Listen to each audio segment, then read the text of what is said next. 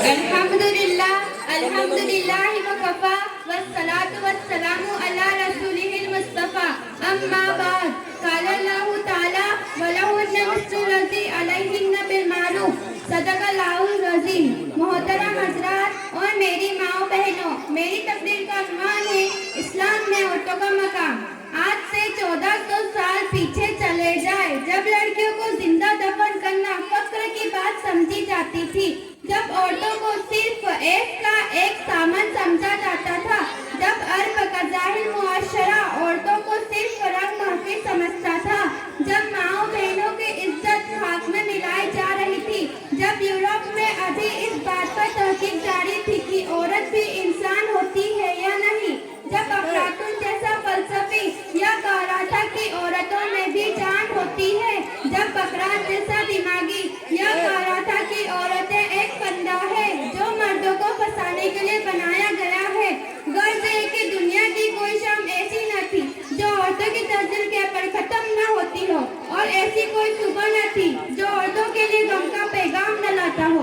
ऐसे खौफनाक माहौल में एक नबी आते हैं, इस्लाम का पैगाम लाते हैं, कायनात के लिए मोहब्बत का पैगाम लाते हैं, जो रहमत ही रहमत थे, शफक़त ही शफक़त थे।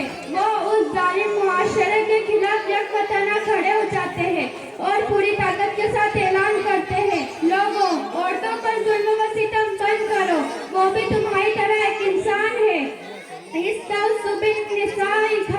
लोगों औरतों के साथ भलाई का मामला करो। वलहुन्ना मिस्लु लज़ी अलैहिन्ना बिल मारूफ, मर्दों की तरह उन औरतों के भी कुछ हुकूक है। ये आवाज क्या आई कि हर तरफ कलियां खिल उठी, बहारों पर बहार आ गई। आज मासूम कलियों को जीने का हक मिल गया। नन्ही गुड़िया जिन्हें दफन करना एक फैशन था, अब एक गुनाह समझा जाने लगा। आपने औरतों के इतने हुकूक बयान किए कि हुज्जतुल विदा से लेकर अपनी वफात तक भी उसका बार बार तज़किरा फरमाते रहे। मर्दों को औरतों का मुहाफ़िज़ बना दिया, उनके हुकूक का निगरान करा दिया, और ऐसे सुल बनाए कि रहती दुनिया तक उसकी मिसाल नहीं लाई जा सकती। चुनांचे अपने फरमान के मुताबिक औरत अगर माँ है तो फरमाया अल जन्नतु तहता अक़दामि उम्महातिकुम, जन्नत तुम्हारी माओं के कदमों के नीचे है। औरत अगर बेटी है तो उससे अपने वालिदिन के लिए जहन्नम से बचने का जरिया बना दिया। औरत अगर बहन है तो उससे अपने भाई के लिए रहमत और मोहब्बत बना दिया।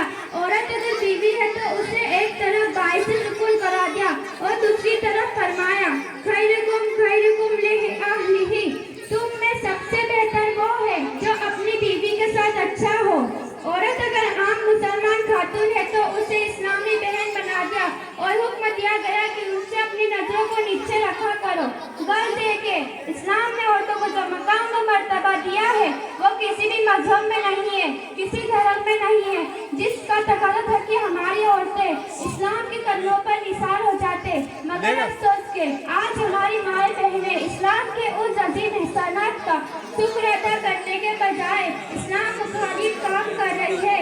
इस्लाम के मुकाबले मगरिब की उल्टी तहजीब और गंदे कल्चर को ज्यादा अहमियत दे रही है और दिन ब दिन इस्लाम के बजाय आज़ादी मिसवा के झूठे लंबरदारों के चंगुल में फंसती जा रही है। मैं उन तमाम माओ बहनों से पूछना चाहती हूँ कि बताओ वो तमाम लोग जो औरतों की आज़ादी की बातें करते हैं, हर काम में, हर ऑफिस में, हर बिजनेस की लाइनों में औरत की हिस्सेदारी की बातें करते हैं, पर्दे को औरत की आज़ादी के खिलाफ समझते हैं, शौहर की इताअत के साथ घर में रहने को कैद खाना तस्वुर करा देते हैं, बच्चों की तरबियत के लिए घर में रहने को जुर्म कराते हैं। आखिर उन लोगों ने औरतों के हुकूक के लिए क्या काम किया है? आखिर उन लोगों ने औरतों के हुकूक के लिए क्या काम किया है? आज दहेज के नाम पर औरतों को मार दिया जा रहा है। मुल्क के कोने कोने से अजमतदारी की खबरें आ रही है।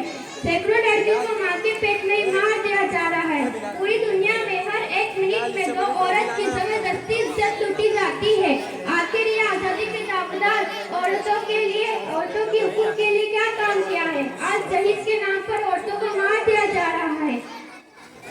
कोई सख्त कानून बनाकर उन जालिम दरिंदों को कैद कर किरदार तक क्यों नहीं पहुंचाते? मासूम कलियों को मसलने वाले उन भेड़ियों को फांसी पर क्यों नहीं लटकाते? ए औरत घर की जीनत तू, ए औरत घर की जीनत तू रहमत है बरकत से, तू रहमत है बरकत से, तू सारे जहां की रौनक है, हर फर्द को सर की इज्जत तू। लिहाजा मेरी बहनों, इस्लाम की अजमत समझो, अपनी कदर पहचानो, इस्लाम के लिए अपनी जान निसार करने का जज्बा पैदा करो। वमा अलैना इल्लल बलाग।